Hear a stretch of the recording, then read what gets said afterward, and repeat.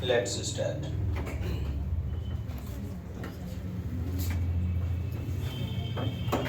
कल की हमने ईवीएस पार्ट 2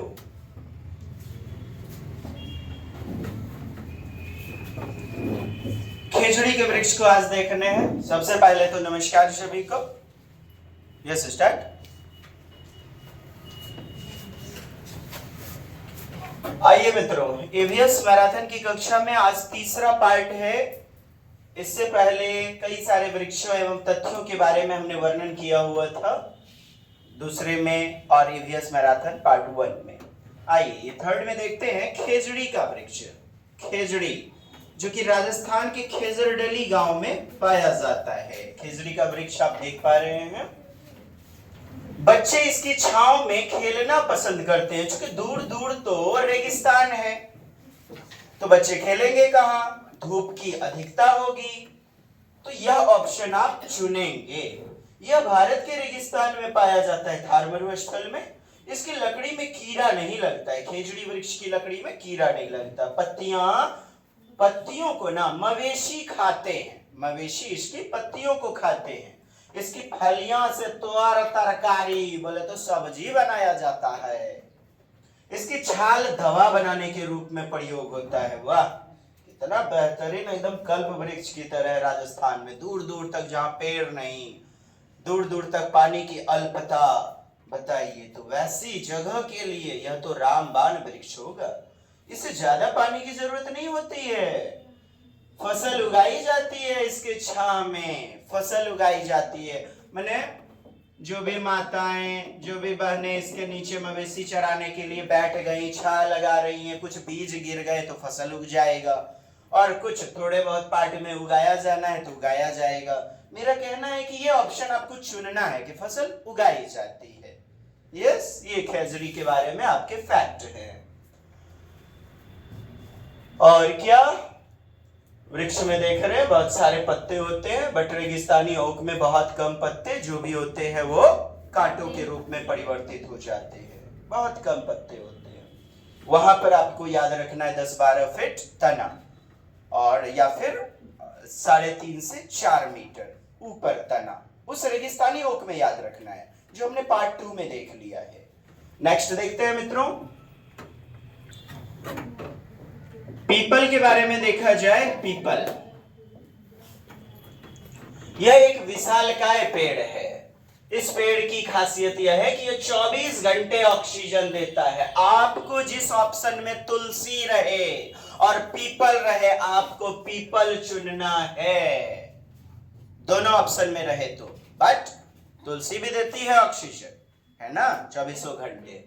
बट इस पेड़ की खासियत यह है, चूंकि यह धार्मिक ग्रंथों के अनुसार भी मान्यता है, और क्या कारण है, सर्वाधिक पत्तियां भी होती हैं। मतलब सर्वाधिक यदि ऑक्सीजन देने का काम करेगा तो पीपल करेगा।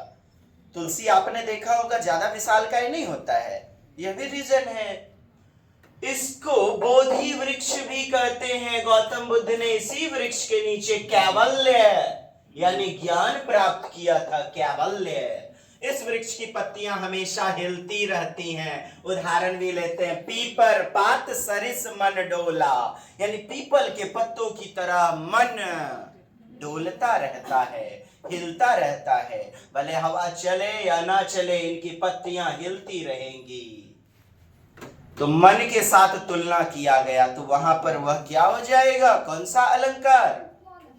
उपमा दिया गया। उपमा अलंकार शिमिली वाला, और मेटाफर रूपक। डायरेक्ट किसी को कह दे देना, तू हमर ना जेठ सास है, तो रूपक अलंकार। और तू हमारी जेठ सास जैसी लगती हो, उपमा अलंकार के जैसी तुलना। खैर, हिंदी तो पढ़ नहीं रहे दोस्त। इस पेड़ में जमीन के भीतर भी जड़ें होती हैं। ये जो भीतर जड़ें होंगी ना, वो मुख्य जड़ होगा, मेन वाला। दिख नहीं पा रहा है, लेकिन पीछे में मुख्य जड़ें हैं। और ये सब जो है ना, ये स्तंभ जड़ें हैं। झोटो झोटो निकल गया है, अपन दाढ़ी मूछने निकल जाएगा ना, स्तंभ जड़ कह दीजिए उसको, स्तंभ जड़ें। इसके छत्र को सहारा देने के लिए इसकी शाखाओं से जड़ें निकलती है, शाखाओं से, ये देखिए शाखा वगैरह से, ब्रांचेस से जड़ें निकल रही हैं, ये ब्रांचेज है, ब्रांचेस से जड़ें निकल रही हैं, जिन्हें स्तंभ या खंभा जड़, पिलर रूट कहते हैं। स्तंभ या खंभा जड़ सहारा देने का काम करता है। इस छत्र का फैलाव, इसका जो छत्र है, यह फैलाव बहुत अधिक होता है। यह एक विशालकाय पेड़ है। ठीक, आगे बढ़ते हैं। आइए देखते हैं केला। केला पेड़ नहीं है, यह एक साग, साग सब्जी के रूप में, साग कहा जाए तो, वो दुबड़ी वगैरह नहीं होता है, साग है, क्योंकि इसका तना हरा एवं कमजोर होता है। इसका जो स्टेम होता है हरा होता है एवं कमजोर होता है। केले के फूलों की सब्जी कहाँ खाते हैं? केरल। कौसे केला, कौसे केरल। सहजन कहाँ खाएंगे? महाराष्ट्र में सहजन। और कचनार, उत्तर प्रदेश कचनार। केले के फल एवं फूल खाए जाते हैं, फल भी खाया जाता है और फूल भी खाया जाता है। क्रोटन, यह पौधा यह बता देता है कि फसल को कब पानी चाहिए। जैसे गेहूं का फसल आपने लगाया है, कहीं बगल में आपने क्रोटन लगा दिया, क्रोटन मुरझाने लग गया, तो आपको पता चलेगा अब गेहूं को भी, फसल को पानी देने की आवश्यकता है। यह ऑप्शन लिया जाता है। इस पौधे को मुख्य फसल के साथ बो दिया जाता है। इस पौधे की जड़ें जमीन में ज्यादा नीचे नहीं जाती। जब इस पौधे के पत्ते मुरझाने लगते हैं तब पता चल जाता है कि फसल को पानी की जरूरत है, फसल को पानी की जरूरत है। सिनकोना पादप चिंचोना भी कहते हैं। सिनकोना पादप चिंचोना एक सदाबहार पादप है जो झाड़ी अथवा ऊंचे वृक्ष के रूप में उपजता है। झाड़ी अथवा ऊंचे वृक्ष के रूप में उपजता है। यह रूबिएसी कुल की वनस्पति है। इसकी छाल से कुनैन, ये देखिए सिनकोना, सिनकोना पूछा भी गया प्रश्न कि सिनकोना का पहले क्या प्रयोग होता था? छाल। अब लेकिन इससे कुनैन नामक दवाइयां, टेबलेट तैयार हो रही हैं। किसमें काम आता है? मलेरिया में। तो इसकी छाल से कुनैन नामक औषधि प्राप्त किया जाता है जो मलेरिया, ज्वर, ज्वर में बुखार की दवा है। यह बहुवर्षीय वृक्ष सपुष्पक एवं द्विबीजपत्री होता है। द्विबीजपत्री, डाइकोटिलेडॉन्स, बाइकोटिलेडॉन्स। इसके पत्ते लालिमा युक्त पौधे, पत्ते तथा चौड़े होते हैं, जिनके अग्र भाग, ये आगे वाला भाग देख रहे हैं, फूला हुआ होता है, आगे वाला भाग।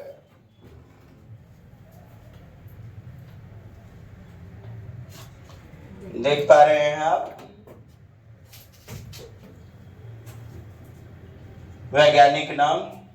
आइए, अमरवेल। अमरवेल से भी काफी प्रश्न आए हुए हैं। अमरवेल एक प्रकार की लता है, लता है, विसर्पी लता है, जो बबूल, कीकड़ पेड़ पर एक पीले जाल के रूप में लिपटी रहती है। इसको आकाश बेल, अमर बेल, अमर लत्ती, अमर बलड़ी लत्ता भी कहते हैं। प्रायः खेतों में मिलती है। पौधा एक शाकीय परजीवी है। ये क्या है ना, अमरबेल क्या है? पैरासाइट। आप देखते होंगे ये पीले टाइप का होता है। आम के ही पेड़ पे अमरबेल चढ़ जाएगा, उसको पूरा ढक लेगा, ढक लेगा, उसके पत्तों द्वारा बनाया गया भोजन उसको खाएगा। तो ये देखिए, ये जैसे आम का पेड़ है, इसके ऊपर चढ़ गया तो सूर्य का प्रकाश इसको नहीं पड़ेगा, आम के पेड़ को, क्योंकि इसने ढक लिया है।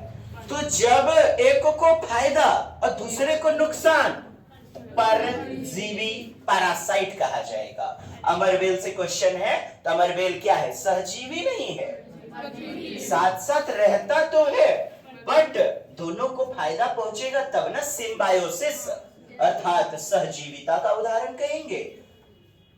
इसके लिए तो हमने बताया हुआ है आपका लाइकेन, शैवाल प्लस कवक, और भैंस और बगुला। तो ये परजीवी है, पैरासाइट। दूसरे को ढक लेता है, चढ़ जाता है उसके ऊपर सौ से बिना इजाजत के, जिसमें पत्तियां और पर्णहरित का पूर्णतः अभाव, क्लोरोफिल जो होता है पर्णहरित उसका अभाव पाया जाता है, इसीलिए इसका रंग ना पीता मिश्रित, पीत यानी पीला, पीत मीन्स पीला, सुनहरा, यह हल्का लाल होता है। वैज्ञानिक नाम कॉस्क्यूटर। क्षेत्र के आधार पर पौधों के प्रकार देखेंगे। नेक्स्ट, आइए देखते हैं। पहला है मरुदभेद। मरुदभेद जेरोफाइट, नाम से स्पष्ट है मरा हुआ स्थल, बोले तो रेगिस्तान, डेजर्ट। ये पौधे मरुस्थल जैसे क्षेत्रों में पाए जाते हैं। इनकी जड़ें लंबी होती हैं, वैसे पौधे पाए जाएंगे जिनकी जड़ें लंबी होंगी। इनमें पत्तियां छोटी छोटी होती हैं या फिर पत्तियां कांटों का रूप ले लेती हैं, जिसे रेगिस्तानी ओक भी आपने पढ़ा हुआ है ऑस्ट्रेलिया का, वो भी का मरुदभेद का उदाहरण के रूप में लिया जाएगा। पत्तियां छोटी होंगी और जो कुछ भी होंगी कांटों के रूप में बदल जाएंगे, जिससे वाष्पोत्सर्जन कम हो या न हो।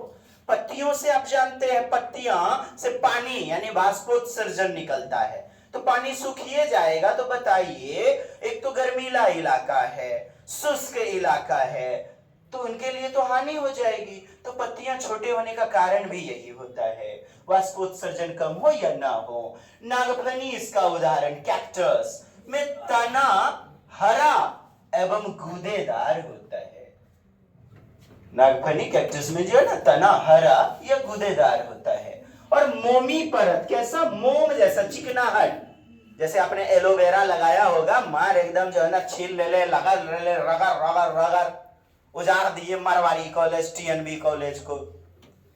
मोमी परत से ढका होता है, इसमें तना ही प्रकाश संश्लेषण करता है। यश यश यश, स्टेम, स्टेम से ही प्रकाश संश्लेषण होता है, फोटोसिंथेसिस। याद रखें इस फैक्ट को। उदाहरण के रूप में बबूल, कीकड़, कीकड़ हो न बुझे, कीकड़ दतमन के लिए कीकड़ का खोजते थे, दतमन बोर बराती जाने पर नहीं खोजे हैं, छोड़िए। कैक्टस आदि। दूसरा देखिए क्षेत्रफेद, मेसोफाइट। यह पौधे खेती योग्य जमीन में, क्षेत्रफेद मतलब कि सामान्य क्षेत्र, सामान्य क्षेत्र में खेती योग्य जमीन में पाया जाता है। सामान्य क्षेत्र है, जनरली हमारे आपके क्षेत्र देखते होंगे तो खेती तो किया ही जाता है। इसमें तना ठोस एवं शाखा युक्त होता है, ब्रांचेज होंगी। इसके पत्ते साधारणतया बड़े, चौड़े, पतले एवं भिन्न आकार के होते हैं। मक्का देख लीजिए, टमाटर उपजाते हैं ना, तो सामान्य क्षेत्रों में गेहूं, धान आदि। समोदभेद सामान्य क्षेत्रों में। निजोफाइट, जलोदभेद, नाम से स्पष्ट जल वाला, हाइड्रोजन, हाइड्रोफाइट, जलोदभेद। अब देखें, ये पौधे जल यानी पानी में पाए जाते हैं। इसमें जड़ तंत्र कम विकसित होता है, यानी कि जड़ जो है ना बहुत ज्यादा नहीं, मतलब ऊपरे ऊपर पानी के ऊपर तैरता हुआ नजर आएगा। जैसे कि आपका ये देखिए कमल, कमल, कमल का जड़ आप देख लें, इसमें पत्तियों पर मोमी परत होती है, चिकनाहट टाइप का मोमी परत, जैसे कमल में देख लें। कमल का नीचे का डंठल या फिर जो है ना आप ऐसे फाड़िएगा ना, आपको चिकनाहट टाइप का महसूस होगा। मोमी परत शब्द का सीटेट आयोग ने कई बार प्रयोग किया। मोमी का मतलब समझ लीजिएगा मोम टाइप का। जलमग्न पौधों में, जलमग्न में पत्तियां पतली एवं संकड़ी होती हैं, जैसे हाइड्रीला, कुंभक ना, जलकुंभी, हाइड्रीला। उदाहरण कमल, जल लिली, वाटर लिली, हाइड्रीला का पौधा आदि। तो पूछा जाए किनके उदाहरण है, तो जलोदभेद के उदाहरण होंगे, यही देखना है आपको। नेक्स्ट देखिए दोस्त, लवणोदभेद, नाम से स्पष्ट है नमकीन, लवण यानी कि हेलियोफाइट। क्या, हेलियोफाइट, खारे पानी। यहां से आपके प्रश्न भी आए हुए हैं। खारे पानी, दलदली क्षेत्र वाला, ये पौधे दलदली क्षेत्र में पाए जाते हैं। इन पौधों में जड़ें जमीन से ऊपर की ओर निकल आती हैं। पौधे में जड़ जो है ना जमीन से ऊपर निकल आती हैं, जमीन से ऊपर की ओर निकल आती हैं ताकि वे वायु ले सकें, ऑक्सीजन ले सकें। अच्छा, दलदली एरिया है, लवणोद्भिद है, तब तो फिर निपेंथिस पौधा भी होना चाहिए। निपेंथिस घटपर्णी पौधा इसके उदाहरण के रूप में। मैंग्रोव दिया गया है उदाहरण, सुंदरी पेड़, ये मैंग्रोव का पेड़ दिया गया है उदाहरण के रूप में। और याद कर रखें कि लवणोद्भिद का उदाहरण होगा हेलियोफाइट। पांचवा आपका है आतपोदभिद अर्थात सूर्य प्रकाश प्रेमी, सूरजमुखी उदाहरण के रूप में देखें, हेलियोफाइट सूर्य प्रकाश प्रेमी, नाम से ही स्पष्ट है सूर्य का प्रकाश में ये खिलेगा। जैसे मुल्लिन, जैसे आपका गुलाब, सूरजमुखी, ये सब आतपोदभिद के उदाहरण होंगे। छठा है स्कियोफाइट, बोले तो छाया प्रेमी, छाया से प्रेम होगा, छाया में उपजना पसंद करेंगे। स्कियोफाइट, स्कियोफाइट, स्कियोफाइट जैसे आर्किड, फर्न, काली मिर्च, आर्किड का वृक्ष, फर्न, काली मिर्च, इन्हें छाया पसंद आता है, छाये में बेहतर ये डेवलप करते हैं।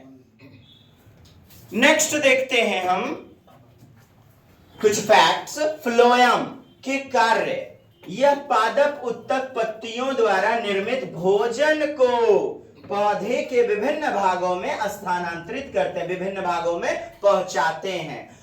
फ्लोएम बताया हुआ है हमने, फॉसे फ्लोएम, फॉसे फूड, तो भोजन का संवहन करेगा फूड, फॉसे फ्लोएम ले लीजिए, वैसे पीएच होता है बट याद रखने के लिए ट्रिक अपनाएं।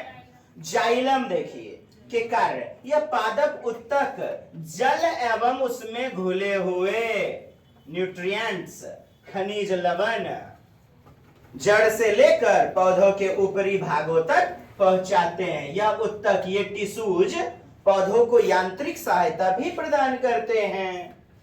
तो फ्लोएम फूड, फूड के साथ जोड़िए, और जाइलम तो आपका जो बच गया तो उसको खनिज लवण के साथ जोड़ें। आइए देखते हैं जाइलम और फ्लोएम में अंतर। देखिए दोस्तों, मैंग्रोव, मैंग्रोव का पेड़ आप देख पा रहे हैं, लवणोद्भिद, इनकी जड़ें ऊपर निकल आती हैं, देख पा रहे हैं, जड़ें जो है ना पानी से ऊपर निकल आ पा रही हैं सांस लेने के लिए, वायु लेने के लिए। खंबात की खाड़ी वगैरह देख पा रहे हैं, लवणोद्भिद, लवणोद्भिद वाला एरिया में पाया जाएगा, जड़ें ऊपर निकल आएंगी, है ना। ये देखें मैंग्रोव ट्री,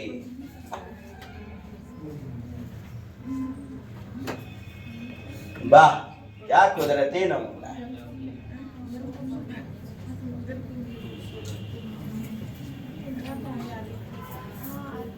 चलिए बढ़े अपने पड़ाव की ओर। जाइलम और फ्लोएम में अंतर, ये देखिए फ्लोएम तो वाटर एंड फूड, और ये देखें जाइलम तो वाटर एंड मिनरल्स, मिनरल्स खनिज लवण, और यहां फ्लोएम में भोजन, फ से पीएच से फ से फूड, याद रखेंगे।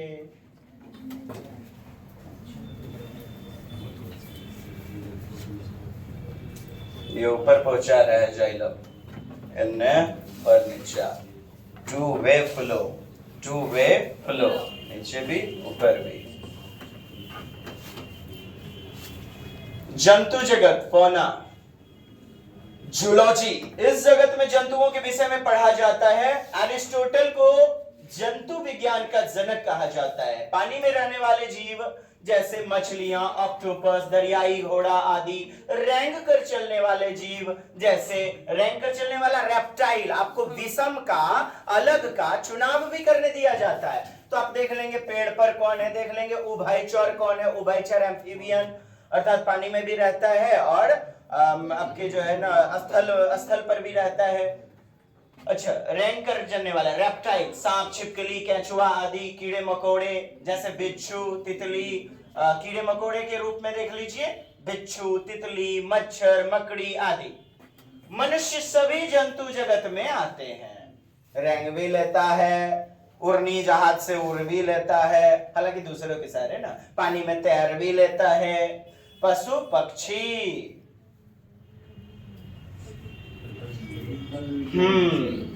आइए देखा जाए मित्रों। अच्छा, आपने वनस्पति विज्ञान तो पढ़ा हुआ था, बॉटनी। बॉटनी के पितामह, फादर ऑफ बॉटनी, थियोफ्रस्टस। कौन है बॉटनी के? बताया नहीं, आयो दादा, दादिये को बोल देंगे जाके। देखिए अंडा दे ले आगे मां, कत्ते बजे जोर एकदम से। पक्षी जो है ना, किस लिए घोंसला बनाते हैं? अंडे देने के लिए। फिर बच्चे बड़े हो जाते हैं और घोंसला छोड़ देते हैं। देखें कलचिड़ी, कलचिड़ी Indian robin, Indian robin, Robin Hood क्या? इंडियन रॉबिन कलचिड़ी पत्थरों के बीच में घोंसला बनाती है। कहां बनाती है? पत्थरों के बीच में। घोंसला घास से बना होता है, उसके ऊपर पौधों की नाजुक टहनी, देखिएगा पूछा गया है, नाजुक टहनी, जड़, ऊन, बाल और रुई, रुई आदि भी बिछा होता है। पत्थरों के बीच में घोंसला, कलचिड़ी, कलचिड़ी इंडियन रॉबिन सब बिछा होता है। तो याद रखें कलचिड़ी। कौवे के घोंसले में लोहे के तार मिलेंगे, ये सब चीज भी मिलेगा कौवे के घोंसले में, लेकिन एगो ट्रिक पकड़िएगा, लोहा का तार है कि नहीं है। यदि है समझ जाइए कौवा। मैं कौवा था क्या पहले? अच्छा ठीक है, हो सकता है, पता करेंगे। लकड़ी की शाखाएं जैसी चीजें भी होती हैं कौवे वाले में। और कलचिड़ी यानी इंडियन रॉबिन में पत्थरों के बीच घोंसला बनाता है, घोंसला घास से बना होता है, एवं ये चीजें आपको मिलेंगी। देख लीजिए कलचिड़ी का घोंसला, कलचिड़ी। ये देखे दोस्त, इंडियन रॉबिन, भुजैन मघा, भुजैन मघा भी कहा जाता है, कलचिड़ी। अच्छा, मेहंदी की मेड़ में वो सब फाख्ता में जाइएगा आप। ये देखें कलचिड़ी पक्षी, इंडियन रॉबिन।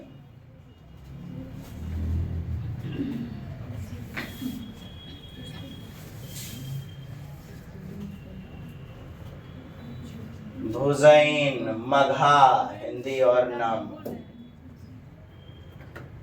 ओ या वाह, पत्थरों के बीच है, देखिए घोंसला देले है, वाह, एक से एक पत्थर। एक देखिए रुई वगैरह, बाल वगैरह, देख रहे हैं? दिख रहा है? जिनको नहीं दिख रहा है, मास्टर ने डॉक्टर गलती जगह पकड़ ली। Indian robin, yes, it has 3 lovely eggs. Oh yeah, oh my god. देखिए,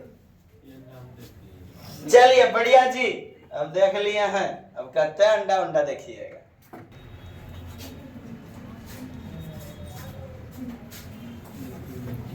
इंडियन रॉबिन आज याद हो जाएगा, ना तो सब आपस में। दर्जन चिड़िया, दर्जन चिड़िया बोले तो दर्जी का काम करेगा, टेलर बर्ड, टेलर का। दर्जन चिड़िया अपनी नुकीली चोंच, कैसी चोंच? नुकीली चोंच से पत्तों को सी लेती है, पत्तों को सी लेती है, और उसके बीच की बनी थैली नुमा घोंसला कैसा बनाता है? थैली नुमा, अंडे देने के लिए तैयार करती है। ये देखें, ये थैली नुमा घोंसला इसका। दर्जन चिड़िया, टेलर बर्ड, पत्तों को सी लिया आपस में, बाबा रे बाबा, फटे उटेगा है, देखिए सी ले